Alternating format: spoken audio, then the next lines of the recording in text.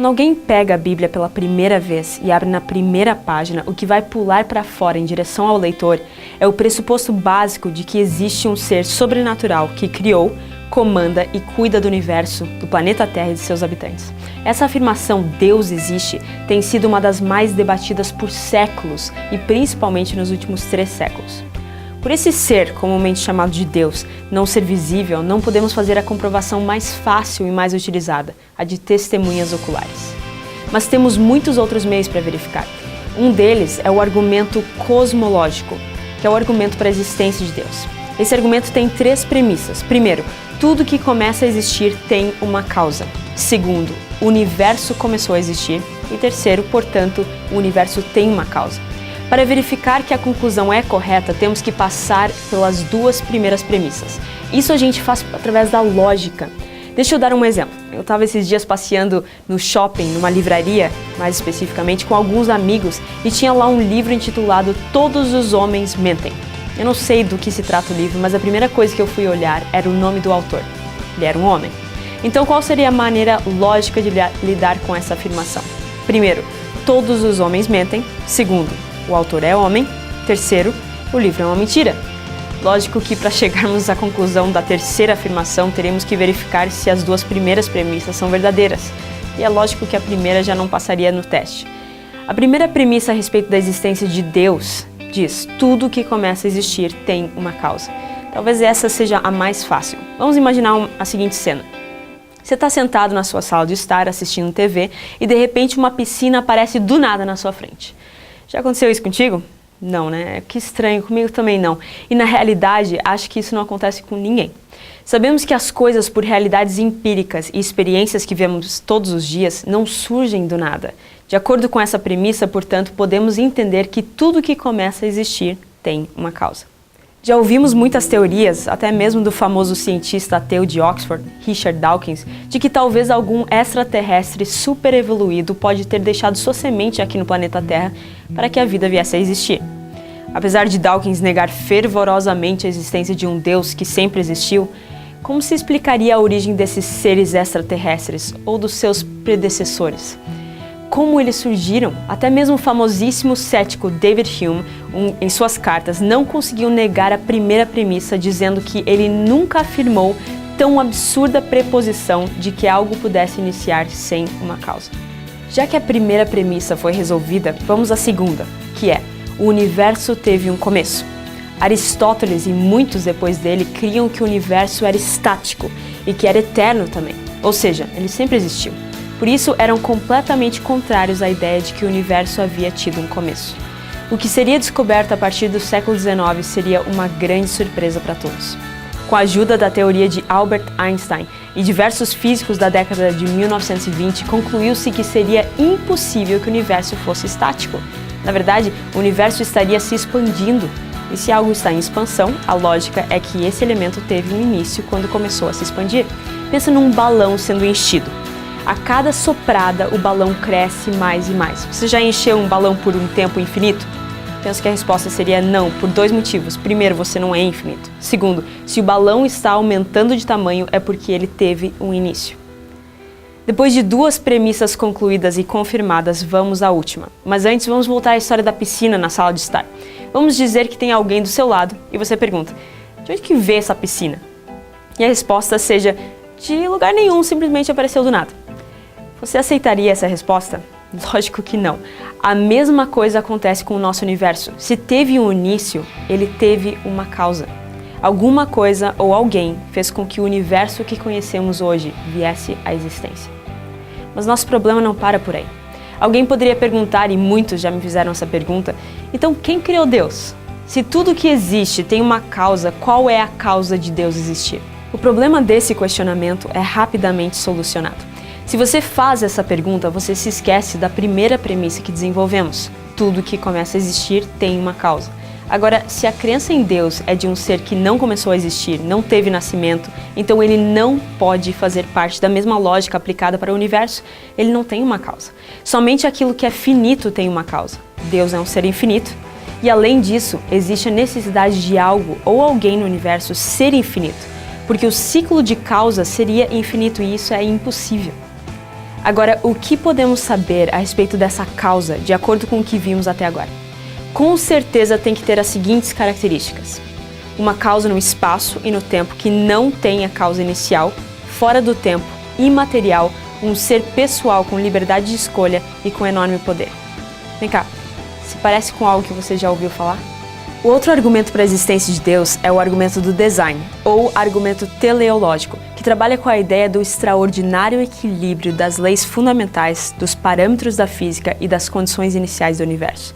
Trocando em miúdos, as milhares de coincidências que fazem com que o planeta Terra em que vivemos tenha exatamente as condições perfeitas para sustentar a vida.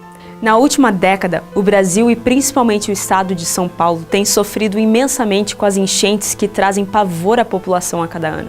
Imagine que você morasse em São Paulo e centenas de anos após uma dessas terríveis enchentes, você caminhasse pelas ruas que haviam sido destruídas e abandonadas há muito tempo e encontrasse um objeto que você nunca tinha visto antes nesse mesmo percurso.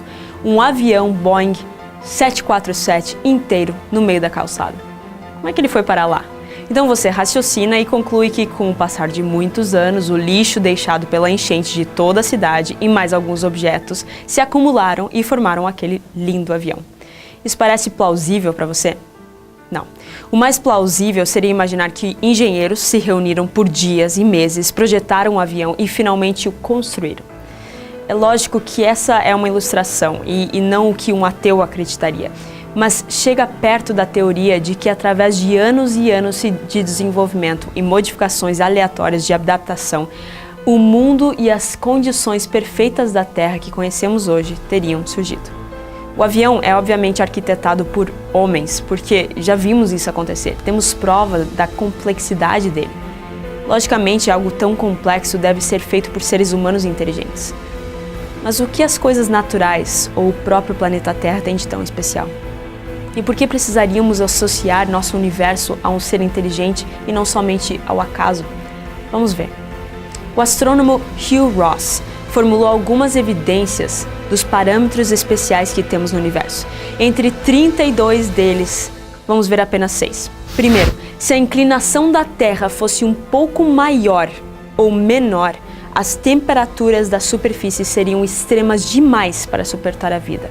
Segundo, se a distância da Terra ao Sol fosse maior, o planeta seria frio demais para ter um ciclo de água estável. E se a distância fosse um pouquinho menor, a Terra seria quente demais para o ciclo de água estável. Terceiro, se a crosta terrestre fosse mais grossa, oxigênio demais seria transferido da atmosfera para a crosta. E se a crosta fosse um pouco mais fina, teríamos atividade vulcânica e tectônica em demasia. Quarto, se a interação gravitacional com a Lua fosse maior, os efeitos nas marés oceânicas, na atmosfera e no período rotacional seriam severos demais. E se fosse menor, a órbita da Terra iria mudar de tal forma que causaria instabilidades climáticas. Quinto, se a gravidade da Terra fosse mais forte, a atmosfera reteria amônia e metano em demasia, que são venenosos. Mas se a gravidade fosse menor, a atmosfera perderia muita água.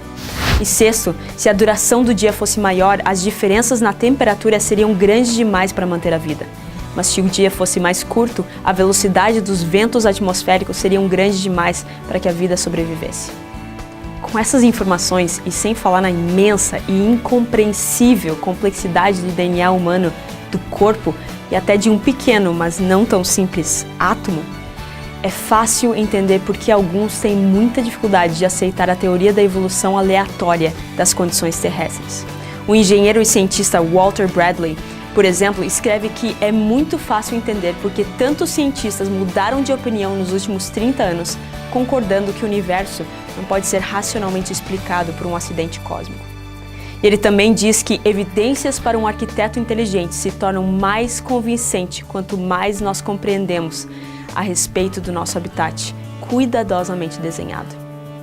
Paul Davies, físico e outrora cético, disse que através do meu trabalho científico eu vim a crer mais e mais fortemente que o universo físico foi construído com uma habilidade tão surpreendente que eu não posso aceitá-lo como um fato bruto.